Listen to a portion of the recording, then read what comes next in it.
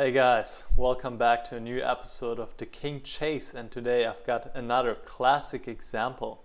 It is the game Nimzowitsch against Tarash, played in St. Petersburg 1914. Black to move, and this is a really instructive motive. It's quite aesthetic, and it also involves a king chase, excuse me. So let's see what happens. It's black to move, and as always ask you to stop the video and try to find it yourself. Alright, whenever you're ready, I'm going to show it right now.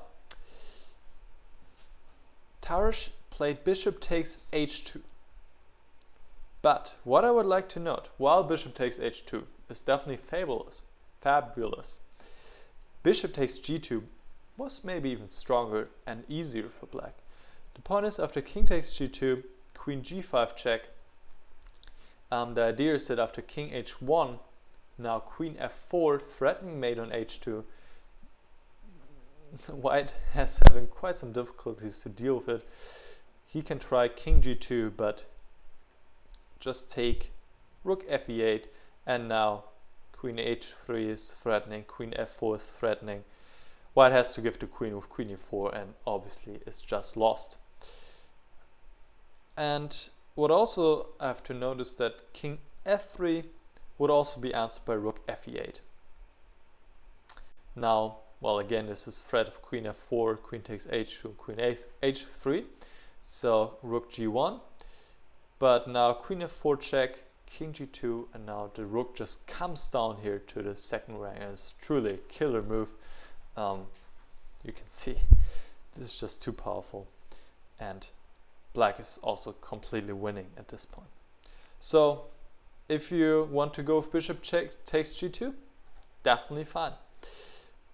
But Tarash decided to play the double bishop sacrifice, which was first introduced in the practice, or first played by Emanuel Lasker actually. And here we see the whole idea. First he sacrificed the bishop on h2, but now he's also sacrificing the bishop on g2. Very, very instructive and beautiful, I believe. Yeah, the point is that now, after king takes g2, black gives one check, and then rook d5. But it's not over yet. Well, there's this very annoying threat of mate rook h5, so white has to play queen takes c5. But still, this has to be very carefully calculated, because if white is getting out of this here with a rook and two minor pieces, then it's not too bad for him. He's holding on, but here, very concretely, this piece on d2 is hanging, and now, after white has lost this piece, of course, he's worse, or let's say, clear, he's lost. So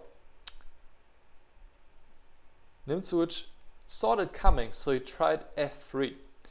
And also this had to be calculated. I mean, if you sacrifice pieces like that, you have to be really sure. You have to check all the possibilities.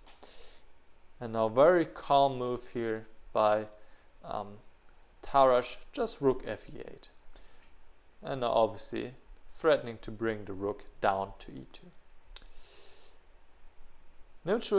Nimzowitsch prevented it by playing knight e4, but now queen h1 check, king f2, and just bishop takes f1, collecting this rook, and obviously white cannot take because of queen h2 check, winning the queen on c2. So instead, Nimzowitsch tried d5, which looks pretty strong now. Actually, knight f6 might be a problem, but f5. And knight f6 is not really a problem.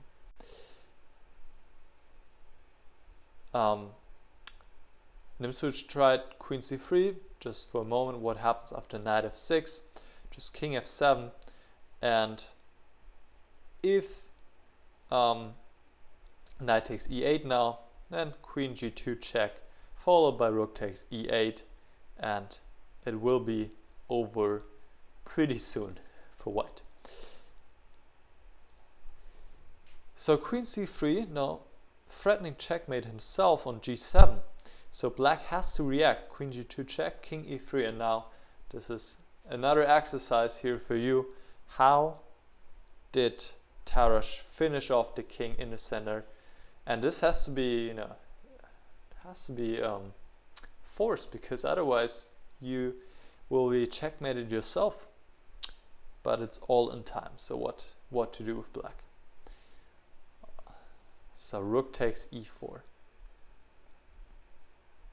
And it's not too difficult to calculate. And actually here, believe it or not, Tarash missed the mate in 3. It's just queen g3, king d2, queen f2. That was just an easy mate, but he missed it. Maybe he had already something different in mind. And what he did also works, and it's a nicer king chase. So I can't say anything against f4 either. King takes, rook f4 check, king e5. King is further chased all the way over the board. Rook e8 check, king d7, now bishop b5. And quite a beautiful finish, I believe. You can see how all the pieces are involved in checkmating the king. Quite a nice interplay by the pieces. Yeah, beautiful. The doubled bishop sacrifice by Tarash led to a very nice king chase in the end, even though he had an easier way to finish it, but he didn't. Okay, I'll see you next time. Bye.